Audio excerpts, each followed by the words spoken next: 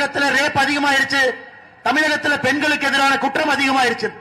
நேற்று நம்முடைய உள்துறை செயலாளர் பத்திரிகையாளர் சந்திப்பு நடத்துறாரு. நீங்க பாருங்கம்மா, தமிழகத்தினுடைய உள்துறை அமைச்சர் யாருன்னா முதலமைச்சர். பயந்து போய் அவரு வரல, டிஜிபி அனுப்புறாரு, கமிஷனர் அனுப்புறாரு, உள்துறை செயலர் அனுப்புறாரு. 5 பேர் வந்து இந்த மாடுகள்லாம் ஆடுகள்லாம் பாத்தீங்கன்னா இந்த பக்கரா ஆடு மாதிரி வந்து நிக்கும். அந்த மாதிரி 5 பேர் உட்கார்ந்து பத்திரிகையாளர் சந்திப்பு நடத்துறாங்க. அதுல அவங்க தரவு கொடுக்கறாங்கம்மா.